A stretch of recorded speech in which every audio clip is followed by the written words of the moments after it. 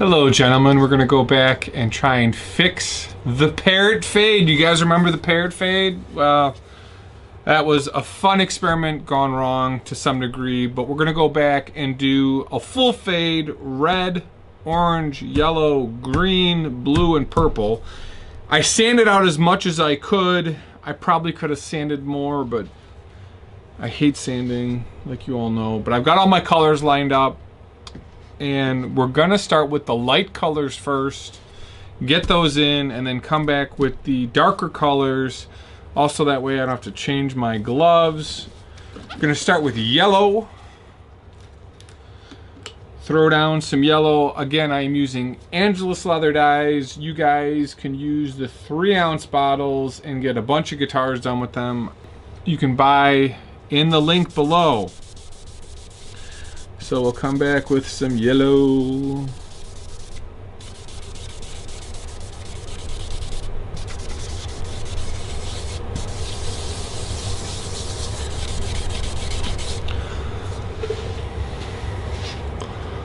We will then come with some orange.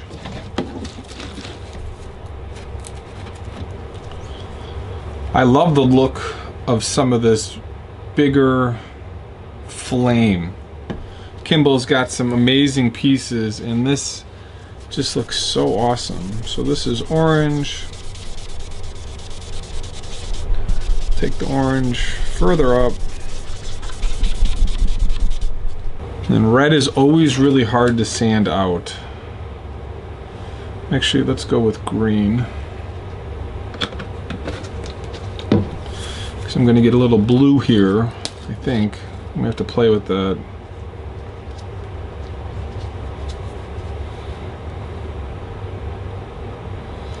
This is Angelus just green.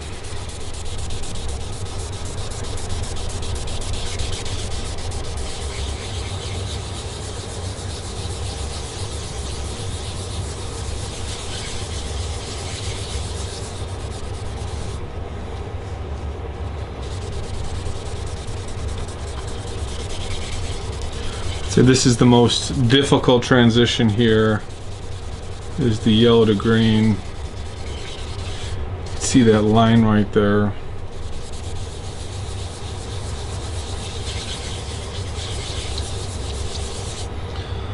Alright, that looked good actually. We'll come back with some blue. With the blue, we're going to take the blue all the way down. And I'll just cover it with purple. Because purple's a huge pain. You can even see with this blue how thick it goes on.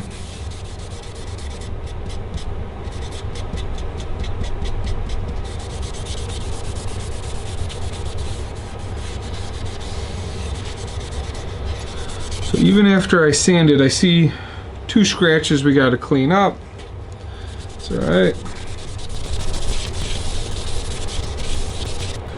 We'll hit the purple on the bottom.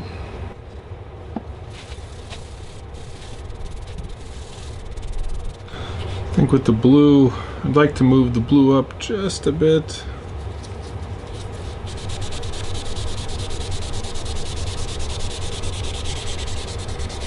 Like so.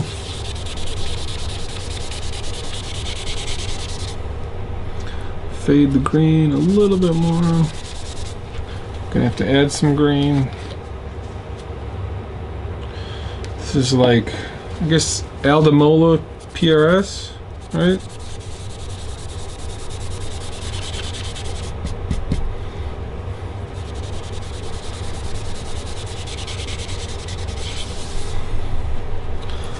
That looks pretty good. So the last color is red. Red!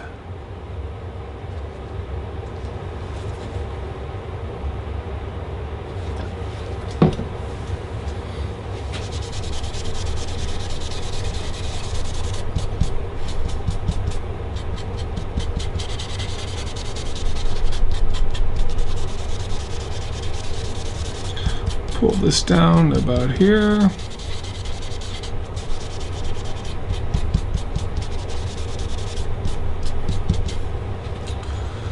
This is the orange.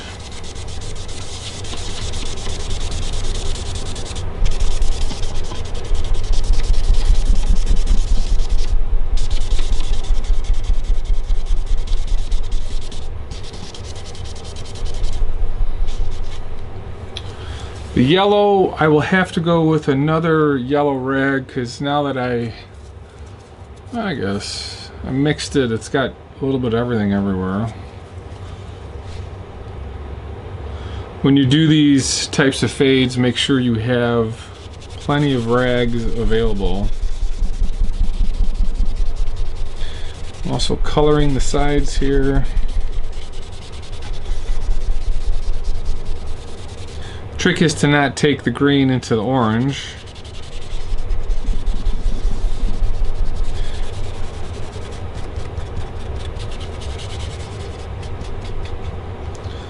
So we got a little right here. Come back with the dirty rag.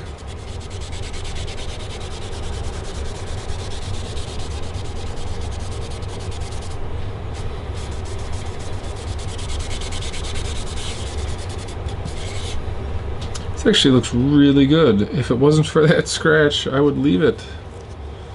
Come back with the purple.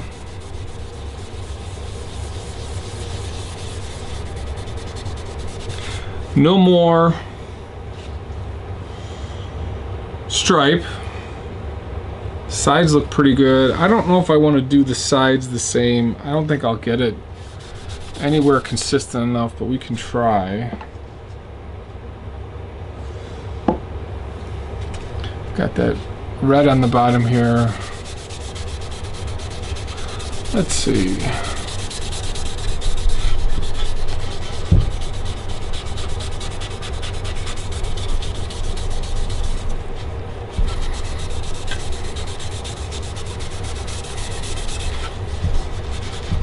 Come back with the blue. The trick as you start applying on the sides is to not dip the sides onto the side where you get the stain moving around. Make sure you're putting it in a different spot.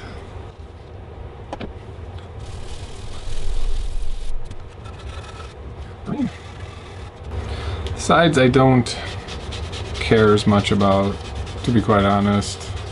Plus it's poplar and it's just gonna soak up the dye anyway. Run into that in the past. Where's the yellow?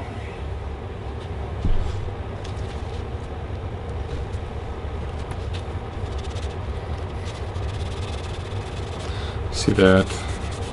The dirty rag.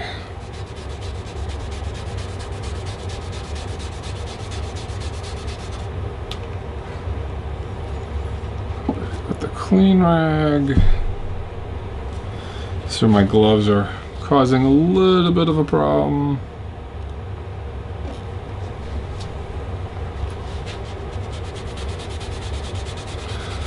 We'll sand some of this too for sure.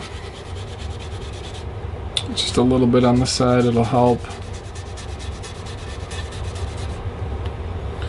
So this is the yellow.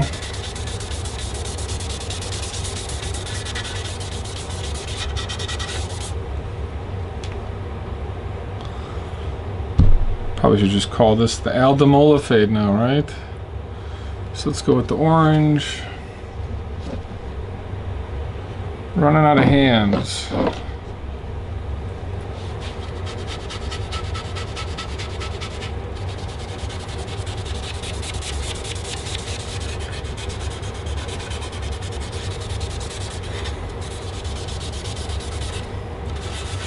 Wow, and poplar orange does not jump out at all. It's an interesting fact. Alright, so we're pretty good on the sides other than the red. And what I'm going to do, so you can see my mess, is flip this over so that it's clean. That looks really good. Like, that's a quality job. Right here, I got a little bit of green I gotta clean up, and then I gotta clean just these two scratches. That's a piece of the wood. That might need a titch of a sand. And right there needs a little bit more red. Let's do that now.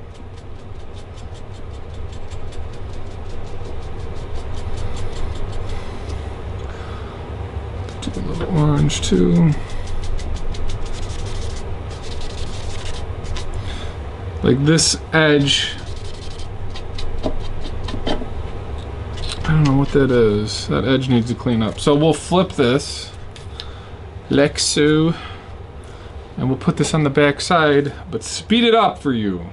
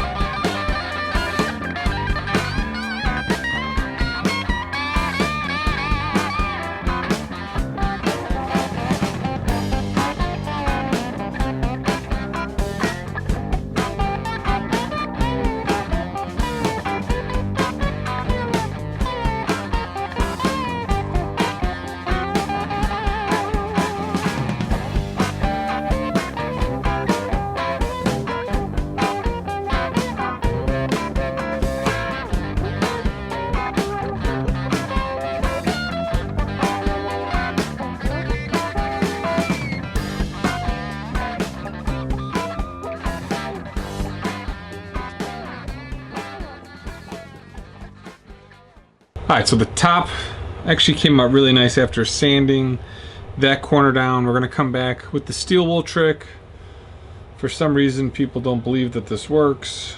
I think it's magical. You're essentially just pulling off a little bit of color and you get a little bit of wood grain. The trick with this now is to not take the dark to the light. Use it on the dark section, vacuum it out, and then move it to the lighter section.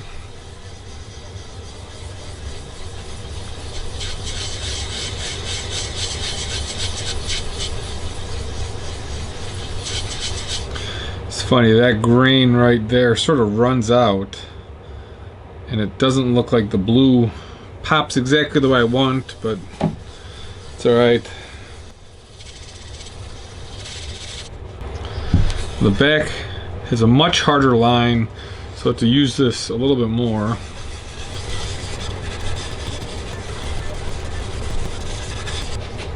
Vacuum.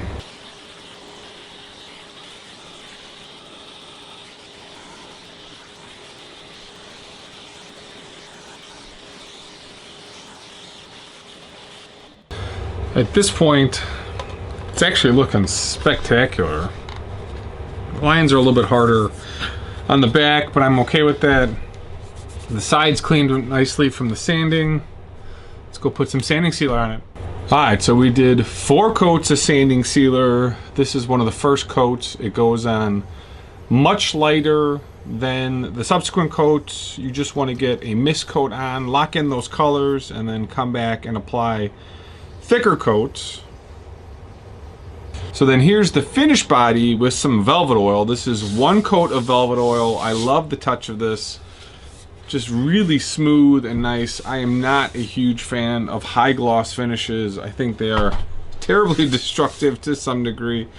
The coloring is pretty good. I didn't like the green after looking at it a little bit more, and then the yellow picked up some of the coloring from across the body, and I'd like it just a little bit cleaner. I probably could have sanded it just slightly more.